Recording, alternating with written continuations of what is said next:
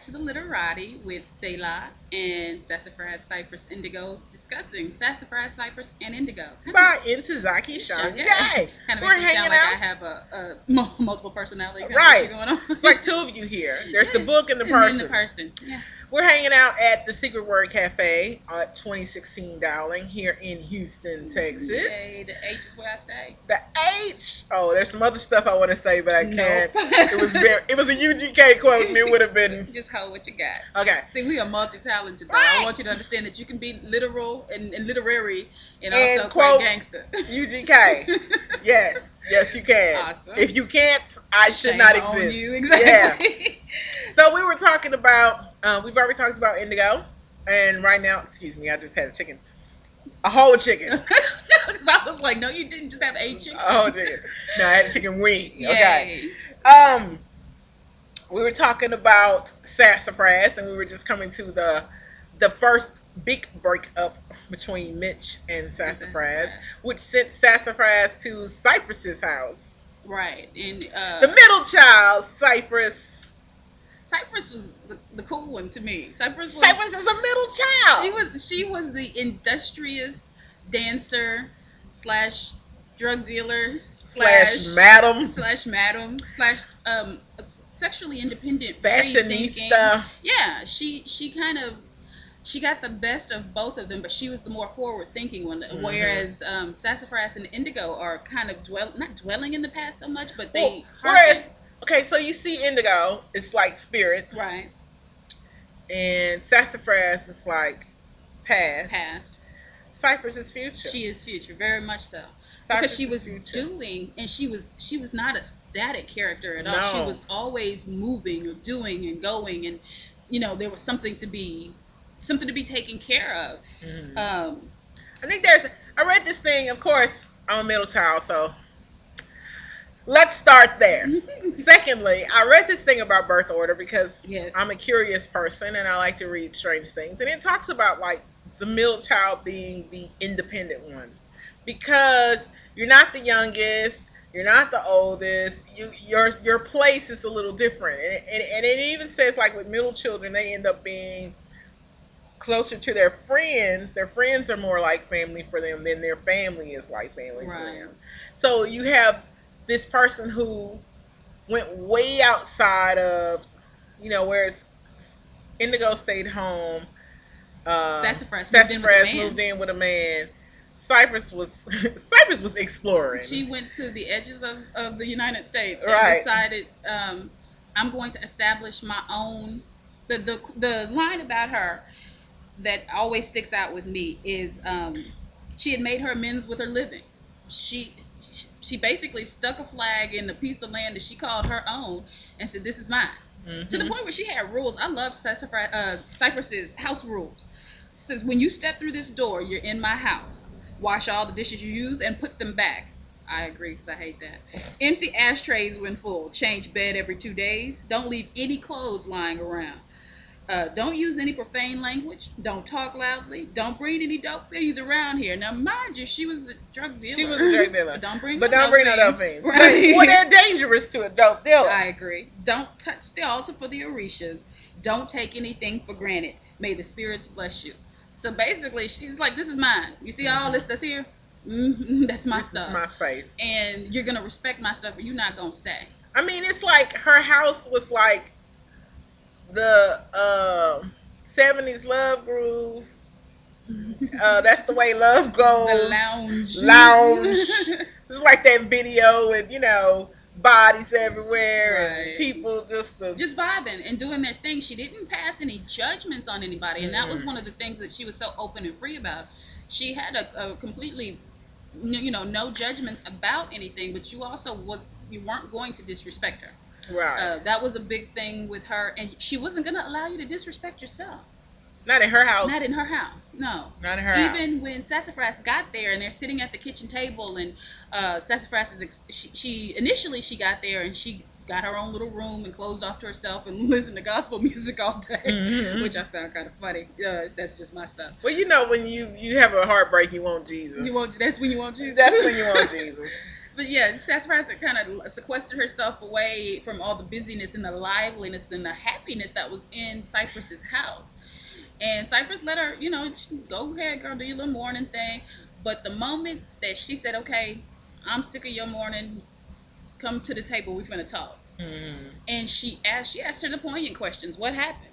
Mm-hmm. And Sassafrass tried to hem and haw around it and downplay it and minimize it and this, that, or the other. And Cypress was basically like BS. Because you wouldn't be here if it wasn't serious. True. And I would say getting beat with a water hose is serious. Continue. So we this is where we find a crisscross between these two very opposite sisters, but who learned from each other in this time that they spent together. Because I think even though Sassafrass went back to Mitch, yes, she did have some kind of spiritual awakening. That she had experiences there. She dabbled in independence while she was there. Mm-hmm. At that kitchen table, Cypress tells Sassafrass, look here, Sassafrass, and has been through it all. I need to talk to you. I know better than you know how hard it is to live with an artist, the artiste. Black man ain't no easy picking and ain't no easy staying. That's why I keep them coming in here. Excuse me. The line just makes me laugh. Ain't no easy picking and ain't no easy staying. That's why I keep them all coming here, and then I don't have to pick not one, and I can keep them all. Cypress says, you know what? I don't have to hitch myself to your wagon. Mm-hmm. You come and go as you please. And that's a lot less heartache on me. Mm-hmm. At the end of the day, I can kick you out of my spot. Honestly. In the end. You're right. Now, didn't Cypress have a relationship with a woman? Am I remembering that correctly? She did. Later on in the book, she goes off and joins a troupe when she moves to New York. Yeah, when she was in New York. Right. And she ended up having she was girlfriend number 2 in a lesbian relationship. Right, she was caught in a triangle, in a love triangle with the women. And that's just how her brain worked, though. She sought pleasure in whatever it was that she sought pleasure in without judgment. Any thoughts on it. The thing that got me was, because she really fell for the girl. Right. You got to think about it. You got this character who's very independent and not trying to get booed up. And she explores something outside of her norm and ends up getting her feelings hurt. And it was the first time she'd invested her feelings in something that wasn't solely her pleasure. She knew going in that and the lady's name is escaping me right now. I forgot her name. But she knew going in that the young lady that she was with had a woman that was out of the state, out of the country, at the time, and knew that the woman was coming back to retrieve her partner. But Cypress opened herself. And I mean, in that way, she started to grow, because the line that I just read about the comings and goings, and it didn't bother her, and that's just fine or whatever. She then found herself in that space where because she was talking to Sassafrass about, how she needed to hitch her wagon to one single cosmic wonder. That's what she called Mitch. She says, I'm not like that, but she ended up being in that position with this other woman and not liking it at all. But you know what? Had it not been for that experience, she wouldn't have. I don't think she would have been open to Leroy. I agree. Do we want to go into Leroy? We can. Okay. So Cypress. I'm sorry, and I keep wanting to say Sassafrass. I think it's the sibilant sounds. The sibilant. So Cypress continues to do her thing. She ends up moving to New York, and she joins this dance troupe, the Cushites. Cushite something. United. Something like that. Yeah. Sidebar real fast. Go. One of the things that Cypress wanted was to be a ballerina. Yes. But the thing Cypress had working against her, besides her dark skin in that time period, was she was naturally voluptuous.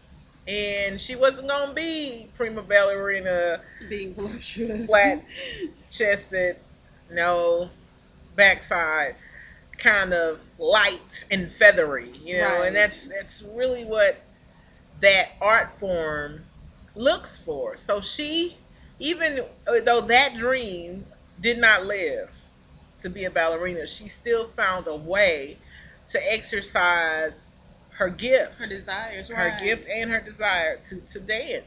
And one of the things I respected about her is the work she put in. Oh my gosh, she was disciplined to a fault. Right, she would dance all day. All day. She'd get up in the morning, go to dance class, after dance class, after dance class, and go to rehearsal. I'm like, wow, that's what you're supposed to do. I need to learn something. That would be the development of your art. For the record, for anybody who feels like they are actually developing their art, if you're not devoting yourself to it, you're not really developing. You're not developing. You're enjoying it and dabbling in it, honestly. And it's a hobby. And it's a hobby, and not it's not your livelihood. Right. And for her, it was her livelihood. It was her livelihood completely. Adrena was the name of her lesbian lover, and, after her and Adrena break up, the other girlfriend comes back from where she is overseas, and her and Adrena break up. Cypress goes into a funk. She goes into some serious depression, and she is at the bottom of a bottle existing. She ends up going to this kind of speakeasy place, and hears a familiar horn. Right. Basically. Yeah. That boy played a tune, and it's like he found her at the bottom of the bottle and played a tune so familiar that she came up out of it. Not completely healed, because no man is going to come in and completely heal the situation. No, right. Like, such as the same way no woman is going to come. No person can completely heal your situation. Exactly. Yeah. But she found familiarity in a guy that she had known when she had been living in California, selling drugs, basically. Mm-hmm. Talk about your boy. This young man. Okay, you got to think, like, with this character, he was at first attracted to Sassafrass. Right. And actually, him and Sassafrass had a little moment. They shared a history. They shared a little night together. But, of course, Sassafrass was not ready for anything permanent, so she wanted to go back to Mitch. Yeah. So she let him go. So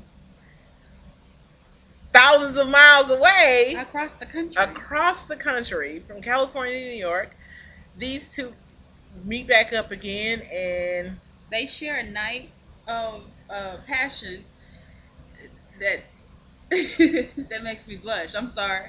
That where my fan? It was one of those moments where, okay, we've shared this night and we've come back together as friends, and we haven't left each other's side since then.